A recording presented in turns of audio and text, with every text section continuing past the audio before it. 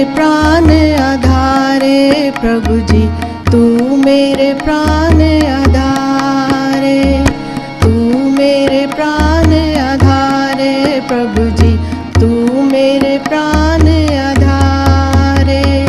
नमस्कार दंडोत वंदना, नमस्कार दंडोत वंदना, अनेक बार जो बारे।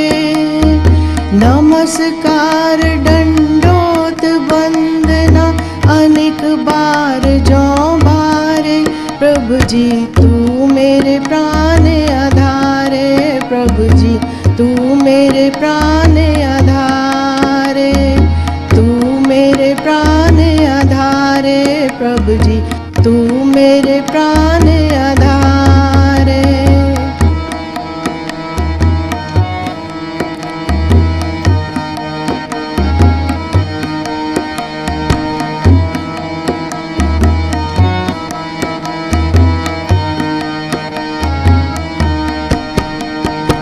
उठत बैठत सोवत जागत, उठत बैठत सोवत जागत, एह मन तुझे चितारे। उठत बैठत सोवत जागत, एह मन तुझे चितारे प्रभु जी, तू मेरे प्राण आधारे प्रभु जी, तू मेरे प्राण आधारे, तू मेरे प्राण आधारे प्रभु जी, तू मेरे प्राण आधारे।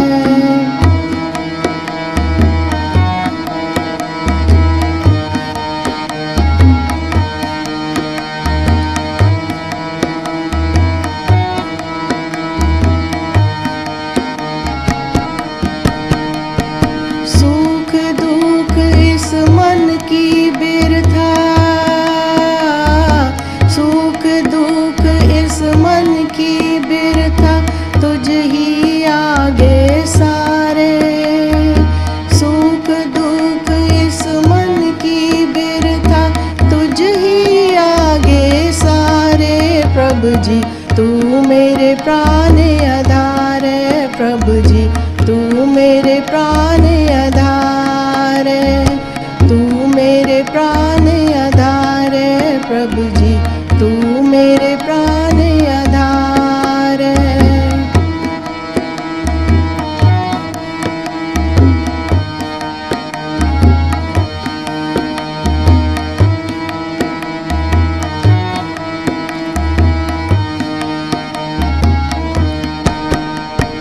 तू मेरी ओट बल बुद्ध धन तुम ही, तू मेरी ओट बल बुद्ध धन तुम ही मेरे परिवार। तू मेरी ओट बल बुद्ध धन तुम ही मेरे परिवार प्रभु जी, तू मेरे प्राण आधारे प्रभु जी, तू मेरे प्राण आधारे, तू मेरे प्राण आधारे प्रभु जी, तू मेरे प्राण आधारे।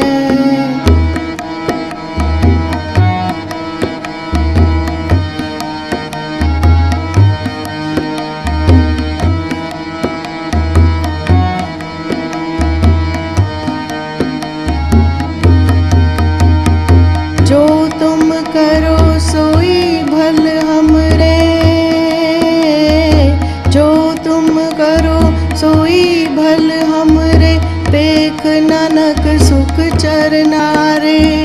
जो तुम करो सोई भल हमरे, पेख नानक सुख चरनारे।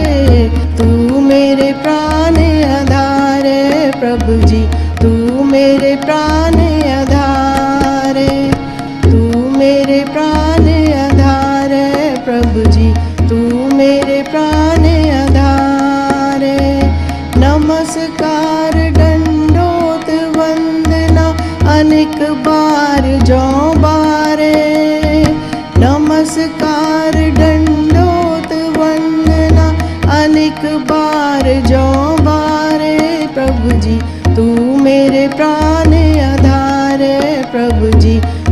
मेरे प्राण आधारे, तू मेरे प्राण आधारे प्रभु जी, तू मेरे प्राण आधारे, तू मेरे प्राण आधारे प्रभु जी, तू मेरे प्राण आधारे, तू मेरे प्राण आधारे प्रभु जी, तू मेरे प्राण आधारे, तू मेरे प्राण आधारे प्रभु जी, तू मेरे प्राण आधारे।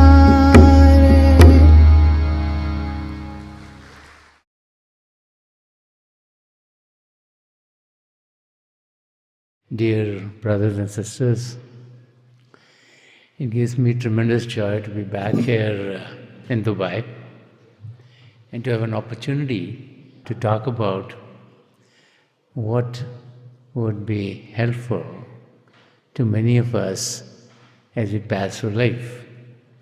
We are living in an age where wellness is becoming very, very important to us. As we are aging, we find that all societies are looking to keep ourselves healthy.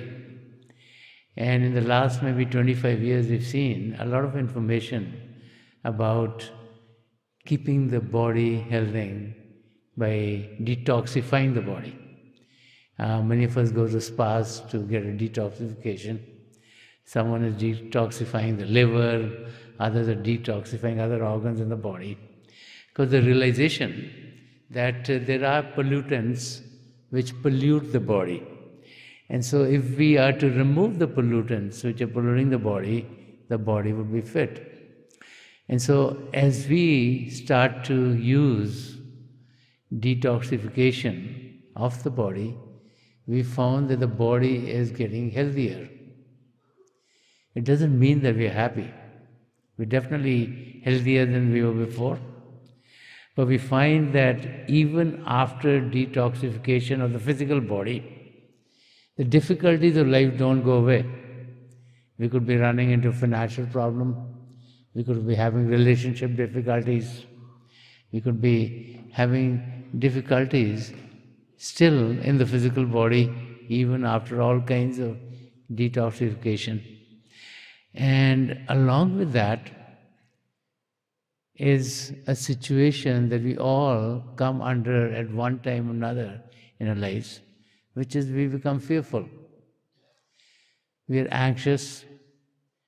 We fear as to what is going to happen tomorrow.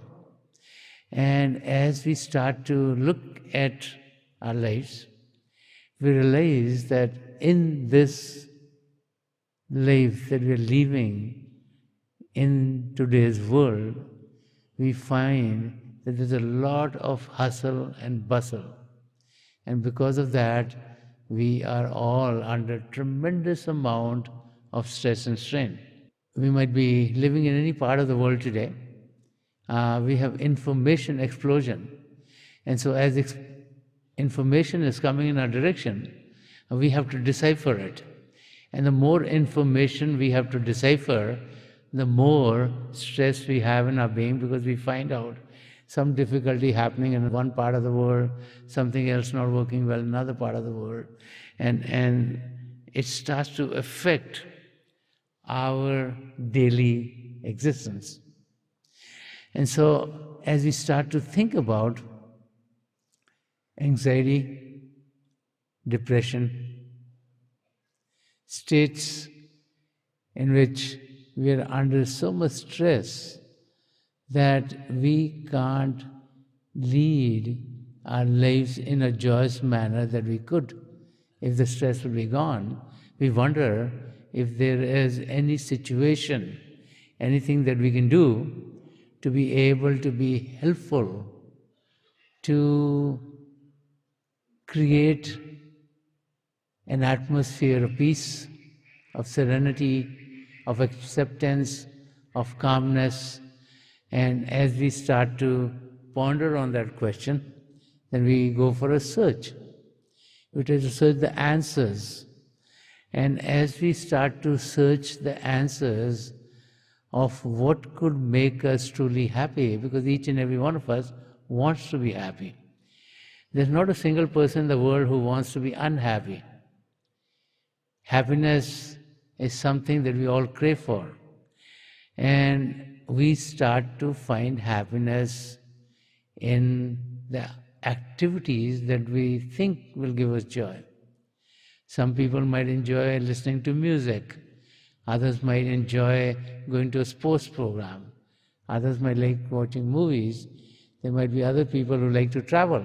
And so we look for happiness in those activities that we think will be useful to us. Unfortunately, those are all short-lived, and we realize that difficulties are a part of life. When one situation works well, then something else goes wrong. And so for us to be able to find true happiness, we need to look at the arena in which we are searching. There's a very interesting verse written by Sant Rajinder Singh Maharaj. He wrote, जब आदमी मुद्दाए हक है तो क्या कहें मुद्दा क्या है, कि जब आदमी मुद्दाए हक है तो क्या कहें मुद्दा क्या है, खुदा है जिसके दिल में पिना वो ढूंढता है खुदा कहाँ है. So Sant Darshan Singh Ji Maharaj is saying, when we as a human being, we have every right to know what our goal is, we are always asking, what is our goal? And then he says, when God is within each and every one of us, we are searching for God on the outside. And this is what happens to many, many of us. There's a very interesting example about a person who was living in the suburbs, and as he's living in the suburbs, one day he loses the key to his house, and he starts to search in the garden. And now he's looking for the key in the garden, and as he's walking around looking for the key, one of his neighbor passes him by, and he asks him, what is he doing? And the person says, oh, I lost my key, I'm searching for it here. And so his neighbor says, oh, let me help you too. So now two of them are searching for the key, and as they're searching, a few other people who are passing by from the neighborhood, they stop by and they all start to help them search. So pretty soon, about 8 or 10 people are searching for the key. And as they're searching on the outside, they're not finding the key. And then another person is passing by, and he asks them, what are you doing? And they say, oh, we are searching for the key. This person lost the key. And so he asks, where did you see the key last? And the person says, I saw it inside the house. And the person asks, why are you searching on the outside? And they said, oh, it's so dark on the inside, I thought it's better to search it on the outside. And it's the same thing that happens to us. We are all seeking happiness, but we are seeking it in the activities of the world, in the attractions of the world, in what we think will bring us joy in the world outside. We forget that all the happiness is within each and every one of us. Since we live at the level of our senses, we have our 5 senses, a sense of sight, a sense of hearing, a sense of smell, a sense of taste, and a sense of touch. And through these senses, our attention, which is the outer expression of our soul, goes out into the world. And so we are searching for happiness which will last forever also through these senses.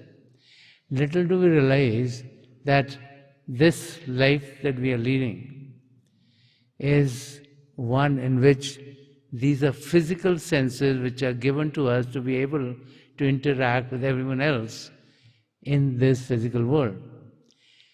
There are worlds beyond the physical. There are regions beyond this physical region of ours which can be accessed if we learn the techniques of being able to focus our attention within. Guru Arjan Dev Ji Maharaj has said very beautifully, he says, Sab kich ghar mein, bahar nahi, Bahar tole so bharam bula. He says, everything that we want to search is within ourselves. All the treasures of happiness, of joy, of divinity are within each and every one of us. And those who are trying to search on the outside are living in a world of illusion. And so as we start to look at how do we detoxify our mind, because the mind is the one which distracts us into the world outside. Our mind is the one which is focusing us in the activities which are all on the outside. That as we learn the techniques to detoxify the physical body, we can go beyond that, and before we start to detoxify the body, we need to understand what are the pollutants which are defiling our mind. Most people have difficulty with their egos.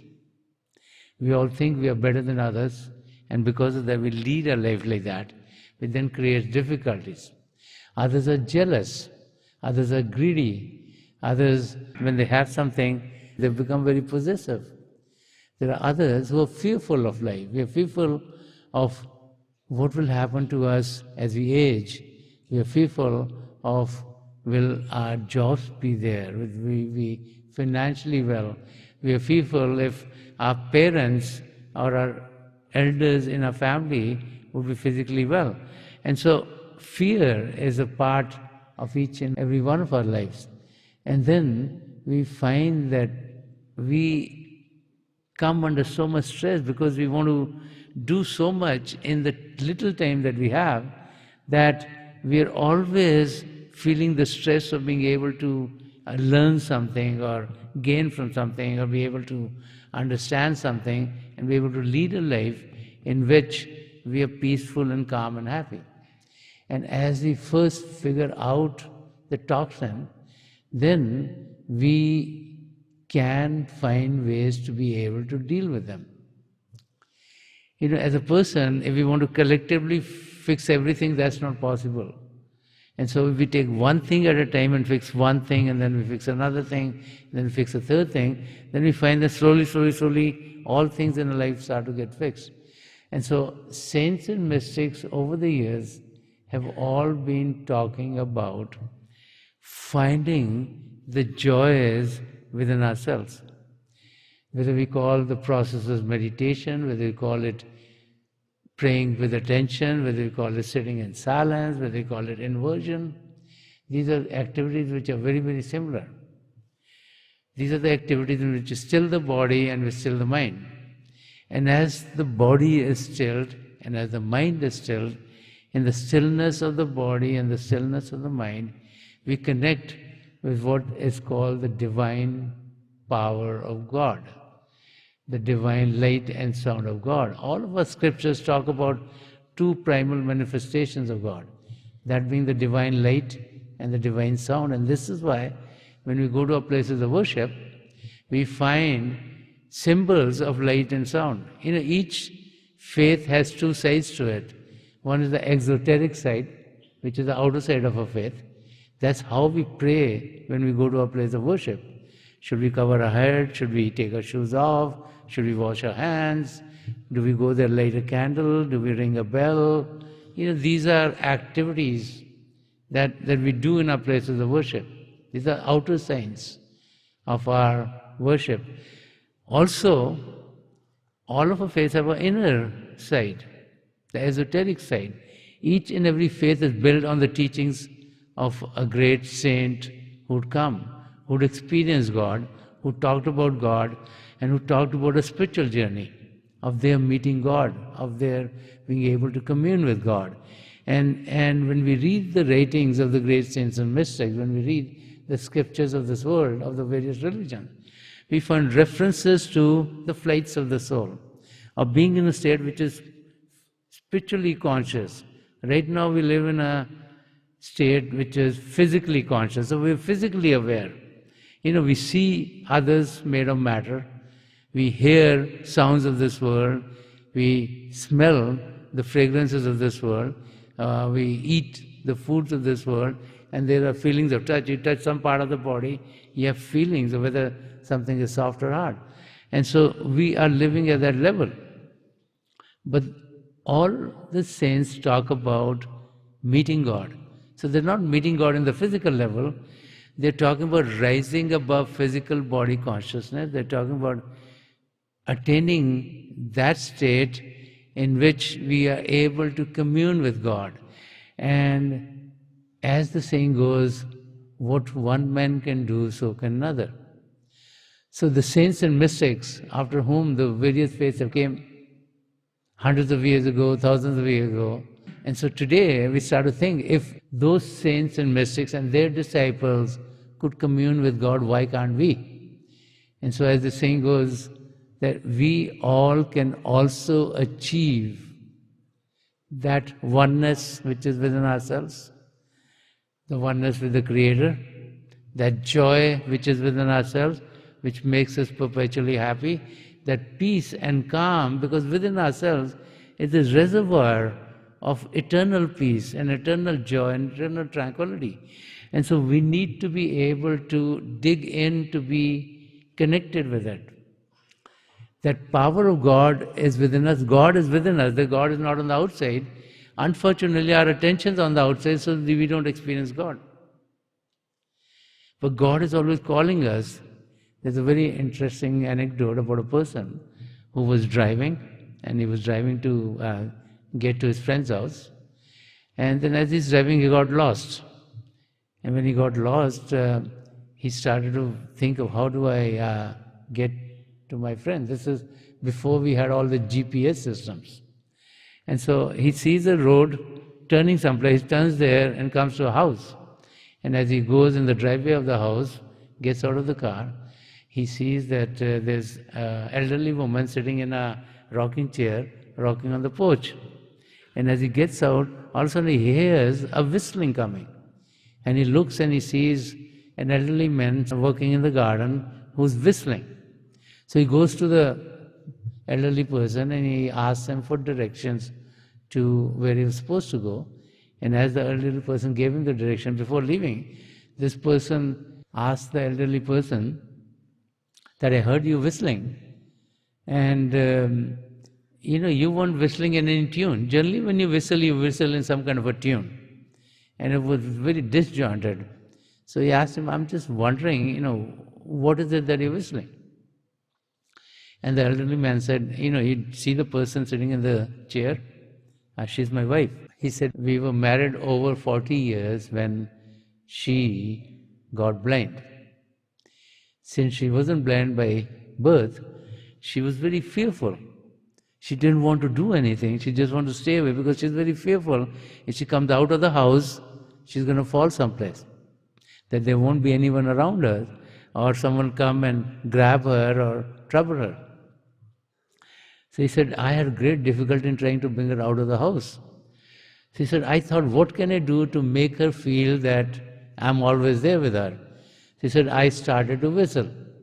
So that as I whistle, she can hear me and she knows I'm around there, and now she's able to come out and at least enjoy the fresh air outside. So it's the same thing with us. God is whistling to us what we call the Shabd or the Naam or the Kalma or the holy word that is reverberating within each and every one of us. The two primal manifestations are the divine light and the divine sound. So it's all within ourselves. As we go within, as we connect with the Shabd or the Naam or the Kalma or the holy word, it is then that the presence of God is felt by us. And the techniques by which we can experience that, even though might have different names, but they're very, very similar. Stilling the body, which is very easy, as we kind of quiet place and sit down to meditate, all of our five senses can be withdrawn very easily. Thousands of us are here, we can all meditate at the same time. We just want to be sure no part of our body is touching the person next to us. Otherwise, if they would move, we would be distracted. As we close our eyes, we've withdrawn our sense of sight. If it's quiet, our sense of hearing is withdrawn. We're not going to eat as we meditate, so our sense of taste is withdrawn. We're not changing the atmosphere. We feel everything that God has created is holy, and we can meditate at any place, so our sense of smell is withdrawn. And since we are not touching anyone else, our sense of touch is withdrawn. So by finding a quiet place and sitting down and closing our eyes, we are able to withdraw all of our five senses. Now what happens is, as soon as we close our eyes, we are bombarded by thoughts. Thoughts about the past, what we did in the last few days. Thought about the future, what are our plans to do something else. Thought about who did we meet, thought about where we're going to have dinner, thoughts about our children and their appointments in different activities that they're supposed to be in, thoughts about meeting with the accountants if the tax time is coming. We can have any kind of thought. As soon as we have a thought, it's a distraction. So the saints and mystics and all the techniques that are used are to get to a state of no thought. The saints are telling us that the thoughts are coming from our mind. So the mind wants us engrossed in the activities of the world. And so they suggest that we use the power of the mind, not to fight with the mind, but to befriend the mind. Know that the mind could be a great helper if we make friends with the mind. And so they suggest using the power of the mind to be able to focus on God. And so as we close our eyes, mentally we repeat God's name. Now we can repeat any name of God we feel comfortable with. Sant Rajinder Singh ji Maharaj would talk about, he says, "Hazar naam hai, har naam se pukar use." He would say, we have given God thousands of names, and let us call God by any name, but let us call God. Whether we call God Allah or Paramatma or Vaheguru or Jehovah, it does not matter as long as we are calling God. Because of our languages, we have given different names to God. And so as we do a mental repetition of God, the power of a mind goes into repeating God's name. And as we are repeating God's name, the mind gets to a state with time and practice where it is unable to then send thoughts to us, because all of its power is focused on repeating God's name. It is then that we start to experience, with our eyes closed, right in front of us, flashes of light, circles of lights. These lights could be of various colors. It could be golden, it could be white, it could be yellow, orange, red, or any other color. In the beginning, it looks like these are circles of light, these are flashes of light. With time and with practice, to us it seems like the lights have stabilized. What exactly is happening is that the light of God is within each and every one of you. When you concentrate, you experience the light. When you're distracted, you experience darkness. So with time, as your concentration improves, to you it seems like the lights have stabilized, and they have many, many other experiences beyond that. Our job is to still the body and still the mind. Whatever is right for us, God will help us have those experiences. And as we experience the light within, as we have experienced these spiritual experiences, we find that they're very calming, they're very peaceful, they bring us in harmony with the divine. And then after a meditative practice, we find that the effect of being in that state lingers on with us and stays for many, many, many hours later on, so that the calm and the peacefulness and the happiness and the joy and the bliss that we found within starts to impregnate each and every pore of our being, so that our reactions with others are peaceful and calm and loving and full of happiness and joy. So the whole atmosphere is charged with that state. And it is then that we find that not only are we being peaceful ourselves, not only are we providing peace to others also, but we also have a realization which we read about all the time, but we are unable to put into our lives. Ever since we are born, most of our families and most of our faiths are telling us that we are all one and the same. They're telling us everyone is our brother and sister. Today we are living in Dubai. Dubai is a culture where people from all over the world come and stay, where people of different faiths stay. It's a very open society. It's a very accepting society, because the rulers have realized that it's when we are accepting, it is then that life is calm and peaceful. That when we don't accept other things, then there is turmoil and there's difficulties. And so here we do find people living very happily with each other. Now that realization we hear about as we were kids. Our parents teach us that, our school teaches us that, our places of worship teach us that we are all one and the same, we're all children of God. We hear it, but sometimes it doesn't sink in.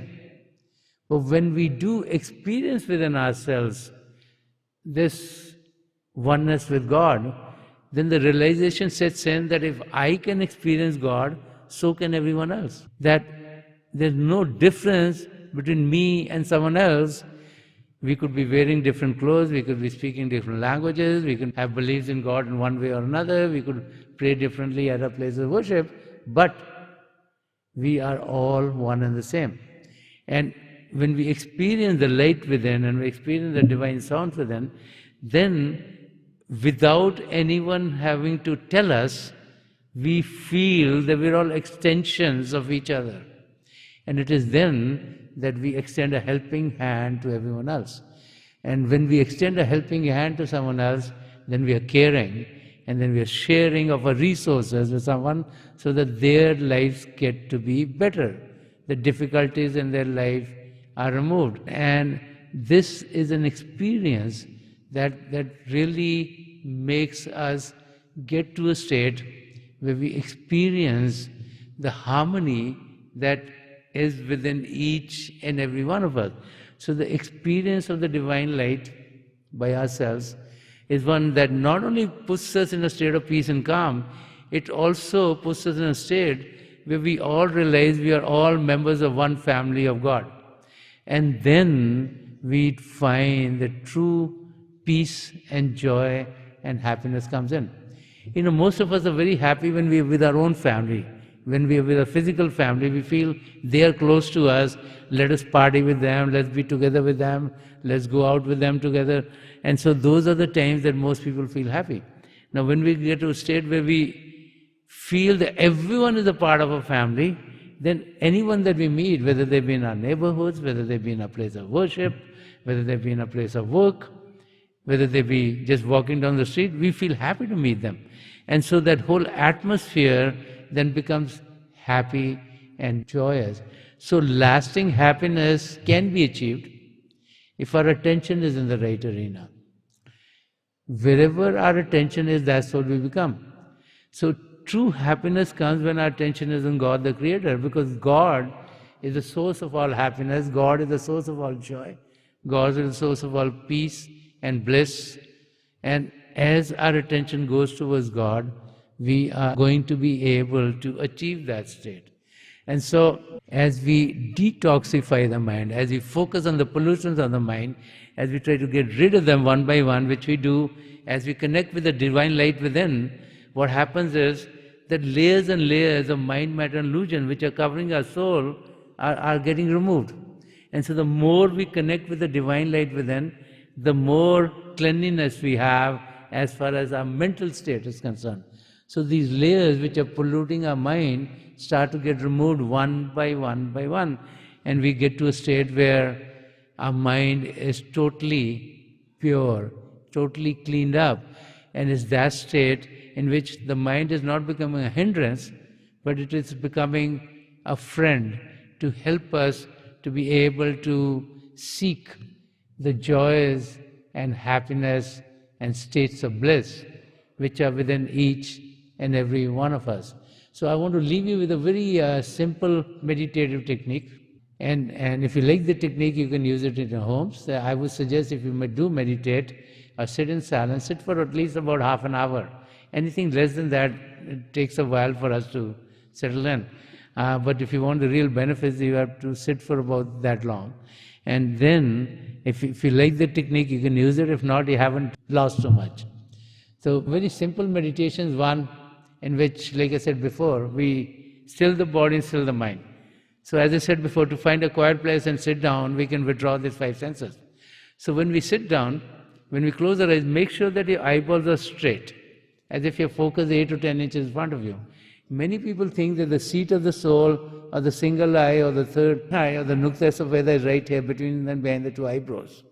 So people try to raise their eyeballs, they think we'll get there quickly. What we need to realize is that these eyeballs are made of flesh and blood. Their purpose is to see other objects which are made of matter. What we want to experience within is not with these eyes, it's with the inner eye. And that's like consciousness. And so if we raise these eyeballs, you're going to put pressure on your forehead, which might culminate in a headache. So please keep your eyes just straight. And as you close your eyes, please repeat any name of God you feel comfortable with. Whatever name you feel comfortable is fine to use. But do a mental repetition, not out loud. If you do it out loud, your ears would hear it. You'll be distracted on the outside. As we close our eyes and as we start to repeat God's name, in a few minutes, with time, you'll see that in front of you, light will sprout forth. It could be flashes of light, it could be circles of light, it could be of any color. It could be golden, it could be white, it could be blue, green, red, yellow, orange, or any other color. Please keep your focus right in the middle of your experience. With time and practice, these lights start to stabilize for you. What is actually happening is, as your concentration gets better, you experience the light more and more and more. As you're distracted, you experience darkness. So with time and practice, as the concentration improves, to us it looks like the lights are stabilized, and we might have many experiences beyond the lights, to a sky full of stars, in a moon, in a sun, and many, many other vistas open up. Just being with that light within is such a peaceful experience, such a calming experience, such a loving experience, such an experience full of happiness, that when we come out of it, that state that we've achieved stays with us.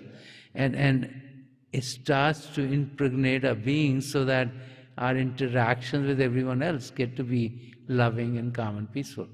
I pray to God Almighty to help each and every one of us here connect with the divine light within. And it's my prayer to God that we all be guided towards a real goal, which is to know ourselves and to have an experience of God, to have our soul merge in God. So I'll be getting you out of that meditative state at that time, and my best wishes are with each and every one of you.